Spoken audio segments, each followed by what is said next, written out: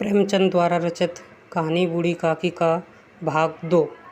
रात का समय था। बुद्धिराम के द्वार पर शहनाई बज रही थी और गांव के बच्चों का झुंड विस्मयपूर्ण नेत्रों से गाने का स्वाद ले कर रहा था। चारपाइयों पर मेहमान विश्राम करते हुए नाइयों से मुक्तियाँ लगवा रहे थे। समीप ही खड़ा भाट वृद्धावली सुना रहा था और कुछ भावच मेहमानों की वाह वाह वाह पर ऐसा खुश हो रहा था मानो इस वाह वाह का यथार्थ में वही अधिकारी है। दो एक अंग्रेजी पढ़े हुए नवयुवक इस व्यवहार से उदासीन थे। वे इस गवार मंडली में बोलना अथवा सम्मिलित होना अपनी प्रतिष्ठा के प्रतिकूल समझते थे। आज बुद्धिराम के बड़े लड़के सुखराम का तिलक आया है। यह उसी का उत्सव है। घर के भीतर स्त्रियां गा रही थी और रूपा मेहमानों के लिए भोजन के लिए प्रतिबंध कर रही थी। भट्टियों पर कढ़ा चढ़ रहे थे। एक में पूड़ियाँ कचौड़ियाँ निकल रही थी, दूसरे में अन्य पकवान बनते हैं। एक बड़े हंडे में मसालेदार तरकारी पक रही थी। घी और मसाले की शुद्धावर्धक सुगंधित चारों ओर फैल रही थी। बूढ़ी काकी अपनी कोठरी में शोक में विचार की भांति बैठी हुई थी। यह स्वाद मिश्रित सुगंधित उन्हें बेचैन कर रही थी। वे मन ही मन विचार कर रही थी कि संभवतः मुझे पूड़ियाँ ना मिलेंगी। इतनी देर हो गई, कोई भोजन लेकर नहीं आया। मालूम होता है सब लोग भोजन कर चुके हैं, मेरे लिए कुछ न बचा। यह सोचकर उसे रोना आया, परंतु अशकुन के भय से वह रो ना सकी। आहा, कैसी सुगंधी है! अब मुझे कौन पूछता है। जब रोटियां के ही लाले पड़े हैं तब ऐसे भाग्य कहाँ के भरपेट पूड़ियाँ मिले। यह विचार कर उन्हें रोना आया। कलेजे में हूक सी उठने लगी, परंतु रूपा के भय से उन्होंने फिर मौन धारण कर लिया। बूढ़ी काकी देर तक इन्हीं दुखदायक विचारों में डूबी रही। घी और मसाले की सुगंधी रह रहकर मन को आपे से बाहर किए देती थी। मुंह में पानी भर भर आता था। पूड़ियों का स्वाद स्मरण करके हृदय में गुदगुदी होने लगती थी। किसे पुकारूं, आज लाडली बेटी भी नहीं आई। दोनों छोकरे सदा टिक दिया करते हैं, आज उनका भी कहीं पता नहीं। कुछ मालूम होता है कि क्या बन रहा है।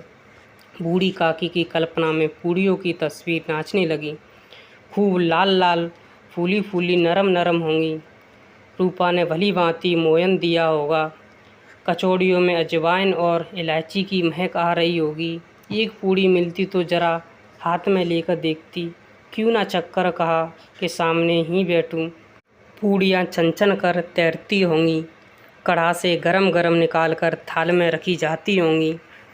फूल हम घर में भी सूंघ सकते हैं, परंतु वाटिका में कुछ और बात होती है।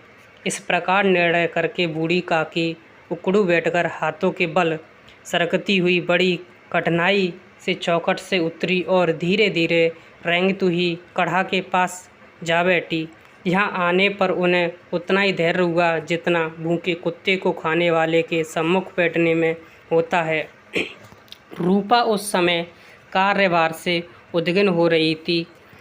कभी इस कोठे में जाती, कभी उस कोठे में, कभी कढ़ा के पास आती, कभी भंडार में जाती। किसी ने बाहर से आकर कहा, महाराज ठंडई मांग रहे हैं। ठंडई देने लगी। इतने में फिर किसी ने आकर कहा, भाट आया है, उसे कुछ दे दो। भाट के लिए सीधा निकाल रही थी कि एक तीसरे आदमी ने आकर पूछा, अभी भोजन तैयार होने में कितना विलम्ब है? जरा ढोल मजीरा उतार दो। बेचारी अकेली स्त्री दौड़ते दौड़ते व्याकुल हो रही थी, झुंझलाती थी, कुढ़ती थी, परंतु क्रोध प्रकट करने का अवसर न पाती। भय होता कहीं पड़ोस ने यह ना कहने लगे कि इतने में उबल पड़ी। ना पाती, प्यास से स्वयं उसका कंठ सूख रहा था। गर्मी के मारे फूली जाती, परंतु इतना अवकाश भी नहीं था कि जरा पानी पी ले अथवा पंखा लेकर झले। यह भी खटका था कि जरा आँख हटी और चीज़ें की लूट मची। इस अवस्था में उसने बूढ़ी काकी को कढ़ा के पास बैठी देखा तो जल गई। क्रोध न रुक सका। इसका भी ध्यान न रहा कि पड़ोसनों ने बैठी हुई हैं। मन में क्या कहेंगी, पुरुषों में लोग सुनेंगे, तो क्या कहेंगे। जिस प्रकार मेंढक केंचुए पर झपटता है उसी प्रकार वह बूढ़ी काकी पर झपटी और उन्हें दोनों हाथों से झटक कर बोली, ऐसे पेट में आग लगे? पेट है या भांड? कोठरी में बैठे हुए क्या दम घुटता था? अभी मेहमानों ने कहीं खाया है? भगवान को भूख नहीं लगा? तब तक धैर्य न हो सका, आकर छाती पर सवार हो गई। जल जाए ऐसी जीभ, दिन भर खाती ना होती तो जाने किसकी हांडी में मुंह डालती। गांव देखेगा तो क्या कहेगा कि बुढ़िया भरपेट खाने को नहीं पाती, तभी तो इस तरह मुँह बाए फिरती है। डायन ना मरे ना मचा छोड़े, नाम बेचने पर लगी है, ना कटवा कर दम दिलेगी। इतनी ठूसती है, ना जाने कहाँ भस्म हो जाता है। लो भला चाहती हो तो जाकर कोठरी में बैठो, जब घर के लोग खाने लगेंगे तब तुम्हें भी मिलेगा।